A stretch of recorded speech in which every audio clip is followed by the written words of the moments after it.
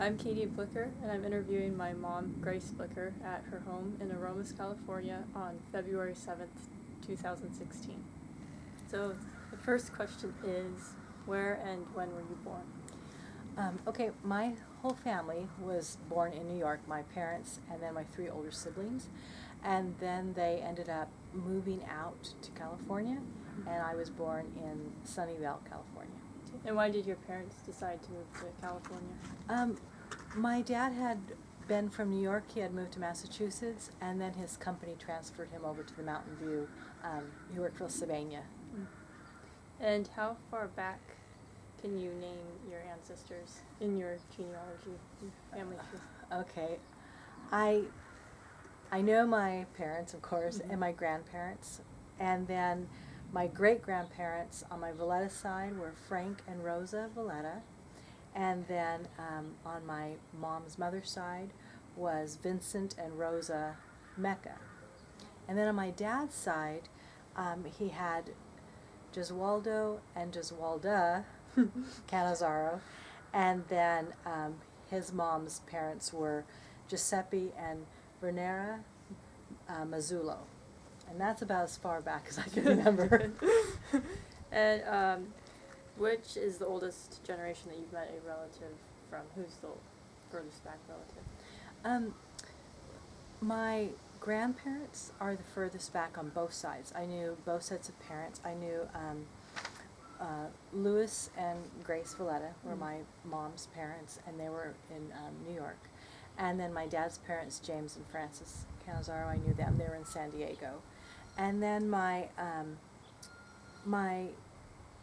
dad's mother was alive when I was born, but she died like 2 years after I was born. She was in New York, so I never did get to meet her. And do you know where they were from, your ancestors? Yeah, the Valletta side was from Ferrazzano, Italy, and the Mecca side, which is my mom's family, was from like South Central Italy, and then both sides of my dad's family was from Sicily. And do you know why they immigrated and when? I don't know much about my mom's family. There's, rumors and that type of thing of why they came. But I know that the Valletta side came in around 1890, and the Mecca side somewhere between 1880 and 1890. And they settled around, the Vallettas settled in what's called Governor, New York. It's kind of upstate New York, almost by the St. Lawrence River on the border with Canada. And then my mom's family, the Meccas, they settled in Scranton, Pennsylvania. And then my dad's family, I know more about why they came over. And my grandfather came over in 1906, and my grandmother came over in 1910. And my grandfather, the story is that his mother and him and his brothers owned a leather store, but they were leasing the property from a man who was the brother of the parish priest. And they kept raising the rent on the property, and my kind of irritated my grandfather. He was kind of a rebel and kind of a troublemaker, and I guess he was causing enough trouble that the brother of the priest decided, well, he just won't renew the lease. So my grandfather decided, enough of this, I'm going to go to America, and he came to New York. And then my grandmother, when she was 12 years old, her mother had been married before and had children, and that man had died, and then she remarried and had my grandmother. And when my grandmother was about 12 years old, her mom was kind of dividing up the estate, but she did it just for her older children, not for my grandmother. And my grandmother's father was not a wealthy man, and he pretty much said, I don't have anything to give you, I don't have anything for you to inherit, so maybe it would be best if you went to America with your two half-sisters. And so at 12, 13 years old, she went ahead and left her mom and dad, never did see them again, and went to New York City. Oh, wow. So, yeah. Where did they settle in the U.S.? The Cannizzaro side settled in New York City, Brooklyn, that area. And then the other one they started in New York, ended up through a series of jobs in Solvay, which is just outside, a village outside of Syracuse, and the Mecca side did too, so everyone ended up settling there. And how are they treated as immigrants or Italians? You know, my dad, his family, his mom and dad spoke Italian in the house, so that was the language at home. So he grew up speaking Italian first. And he says that when he went to school was the first time that he kind of got teased because they had moved into a Italian neighborhood. So all his neighbors and friends and everyone they associated with was Italian. So it was only when he went to public school that he started meeting up people who weren't Italian and would tease him about his speech and language. But he said it didn't bug him, that it made him stronger. So for him, there wasn't too many stories about that. On my mom's side of the family, in Solvay, New York, it wasn't so much, there was some about being Italian, but a lot of it was about being Catholic. Most Italians at the time were Catholic. And there was a gentleman who came in, he was Italian also, but he came in, he was a Protestant. And as people started converting to Protestantism, there was a lot of problems there. And some of the great uncles tell stories of him being beaten up and that type of thing because he was Italian but not Catholic. So there was that going on. I do have an uncle, Tony Valletta, who was my grandfather's brother. And he wanted to be a firefighter. And they did not allow in his area, the station that serves there, until 1930, Italians were not allowed into the fire department. So he was the first Italian, him and a friend of his, the first two Italians in 1930 that ended up in the fire department. So that was about most of those kind of stories. So did any of your family members serve in World War I or World War II? Yeah, my dad served in World War II, but he was in the United States the whole time. He traveled around, mostly North Carolina and the South, but he was part of the Army Medical Corps, so he pretty much stayed in the States. Then my mom's father and her uncle, my grandpa Louis and his brother Blaze, they both were in World War I. And my grandfather, he was in the Army Air Force. And he was 19th Balloon Company in France is where he was stationed. And then his brother, his older brother, we called him Uncle Blaze, he was in the Army Corps, and he had 8 battles in France that he was part of.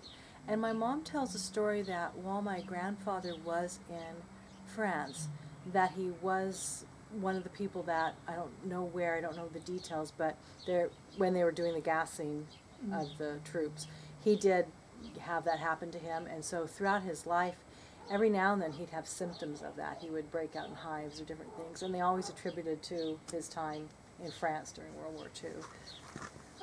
What was the women's role during the World Wars in your family? You know, I know that my mom's older sister in World War II, she worked with the Army Air Force, but I'm not sure quite what she did there. I had the feeling she was a secretary or something in that, but a civilian at the time. And then my grandfather's mother, Rosa, was very well known in the town. And right outside the village of Solvay, you can almost see that from their house. It goes down the hill, and that's where New York State Fairgrounds are. And the AAF was stationed there at the time. And so this was in World War II, my grandfather knew some of the people there and was asked them if they would come to dinner, because my grandmother, that was my great-grandmother, that's what she loved to do, is feed people. So she actually had 125 soldiers come to their house, and they get all the cousins and the sisters, and everybody served the men the meals, and they did it quite a few times, and so that was one way that they served that I know of. Do you have any other family stories that you can remember? Yeah, there's there's quite a few.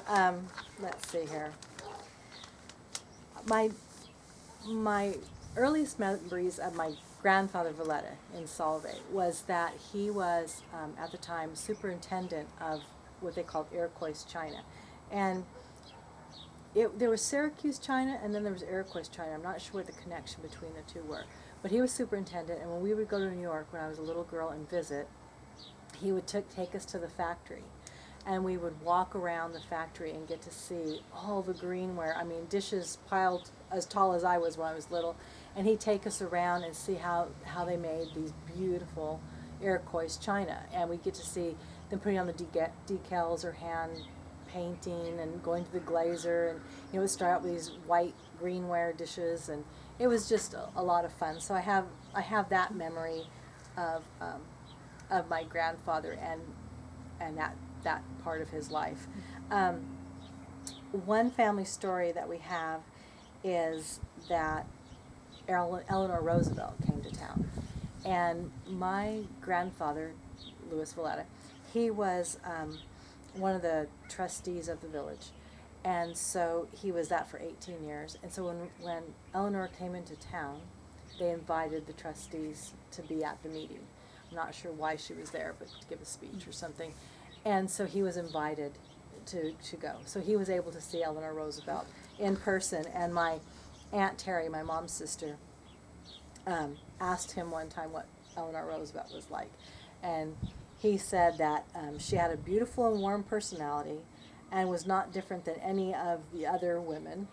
He said that she wore her cotton stockings and they were wrinkled and they had been darned, which I think is funny he would mention that. But it was World War II, and nylons and silk stockings were rare. People weren't able to get it. My aunt said that the young girls would paint lines on to make it look like they had stockings, but the older women would wear the cotton. And apparently Eleanor did, and she darned them. So that was kind of a fun story from that side.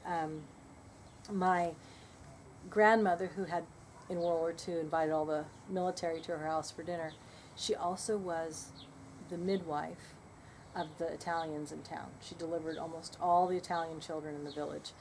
And there's a story about her that gets told quite often, that she had 11 children, and they were at school, or 10 children at school. She delivered her 11th child herself while they were all at school, and when they came home, she said to them, "Hey, go into the bedroom and see your new brother." And his name was Frank. And so they came home, and here's this baby, and she's up already cooking and getting ready for everything going on. But a little bit while later, she delivered for another Italian family in the area, and they had a little baby girl. And when she saw the baby girl, she said, "Oh, she'd be so good for my little Frankie." And sure enough, 19 years later, the two of them got married. So my great uncle Frank always told the story that his mom delivered his wife, and kind of matchmaking at that young age. On my dad's side, there's a lot of stories, but one that I always remember is my dad's father was James, and he was just a funny Italian guy. When he was young, he was pretty rowdy, but as he grew older, he was mellow and sweet. But he had such a sense of humor, and he would tell a story. He never got through it, so I don't know how it ended. But the story was that when he first came to New York City, they would try to get whatever kind of work they could get. And he said he and some friends of his were waiting in line one day. And he's from Sicily. The weather is really mild and beautiful. Well, he gets to New York City. It's winter. It's cold. They're outside. They're waiting this long line to see about a job. And he's talking and joking around with his friends, and he feels like he wants to wipe his nose, so he goes like this to wipe his nose, and he turns, and his friend is laughing hysterically, and he looks at him like, "What's the matter with you?" And the guy points to his face, and he feels, and it was so cold that he had wiped his mustache, and it was so brittle and frozen that half of the mustache broke off. But he could never finish the story. He'd start laughing so hard before the end of the story that I never found out, what happened. But he did have numerous jobs in New York City. He was actually one of the stonesmiths that did a lot of the carvings you'll see in the old buildings in New York. Where they had the cornices that were stone and all carved. He did that for a while. My grandmother had a bakery and just various things while they were in New York City. So, So do you know of any heirlooms that, from your family? yeah, like where they're all. Yeah. Yeah, actually, we have quite a few little historians in the family. My great uncle Frank, who was the little boy that was delivered, and his wife was delivered by his mother. He lived to be 101. He died in 2014, and he was kind of the family historian for that age group, my grandfather's generation. And he actually wrote a little book about the family history, and he collected and saved quite a few things. So he had some of those, and they've been passed down. The next generation down, my mom's older sister, Teresa, she actually still lives in the family home. So she lives in the Mecca home, and then across the street was the Valletta house. And my cousins own that house still, and my aunt still lives in the Mecca house. And she has the most of the family history. She's got pictures and documents and, all kinds of antiques, and she's kind of the keeper of the history. And she's written quite a few little stories of family history and that type of thing. And then my mom's cousin was on the youngest end. There was 28 cousins, and he was one of the younger ones. And he's semi-retired now, and he's gone to Italy quite a few times and has done a lot of research. And he's got documents. He went and got actually documents of great-grandparents' birth records and marriage records and baptismal records. And so he has quite a few. And he goes back to Italy every other year, and then the opposite year he goes to New York. And so he's kind of collecting and trying to find a lot of the family heirlooms and collecting. And then in your generation, it's you, and you actually have quite a few heirlooms. And it's been really nice because both my Aunt Terry and Cousin Freddie have kind of enjoyed the fact that you're interested in family history, so they're starting to send things your way. So there's some things I've gotten through from my mom, passed down, and then some things that you've gotten through, Aunt Terry and Cousin Freddie. So are these heirlooms? yeah, so these are some of the heirlooms I have. Now this one here is from my dad's mother. And this is actually, my grandfather was a pastor later in life. The last half of his life, he became a minister in the Italian church in San Diego, where they finally settled. And this is my grandmother's hymnal. So inside it has all the old Italian songs, and this was hers. She signed it inside. So that's been kind of passed down to me, which I absolutely love. And then, as I stated, my grandfather, Louis Valletta, who was part of Iroquois China. This is some of the china that they produced. This here is like a serving dish, but this pattern here is called Carrara, and it's the white with kind of like these silver lines in it. And this was made during World War II, from what I understand. It actually went to the U.S. Army Medical Corps, and it's called Carrara ware. So that was something that they used, that they produced. And then this one here is a kind of mid-century. It's called Russell Wright, and that's the designer of it, and it's like a little teapot. And this is kind of getting popular again. You'll see a lot of this on eBay, but I have actually quite a few boxes of of different Iroquois china, just because it reminds me of my grandfather, so I collected it. And my Aunt Terry had a whole garage full, and so she's kind of passed it out. One thing that we have done, it's kind of a story, but is because we are so connected to China and Iroquois China, and then also my mom being from Syracuse, there being some connection. Every time we go into a restaurant, you've probably seen me do this. Every time we go into a restaurant, we turn over the plates or turn over the cups to see where they're from. And if they see Iroquois China or they say Syracuse China, we get all excited. But they mostly made for restaurants and train cars, and so they were pretty easy to find.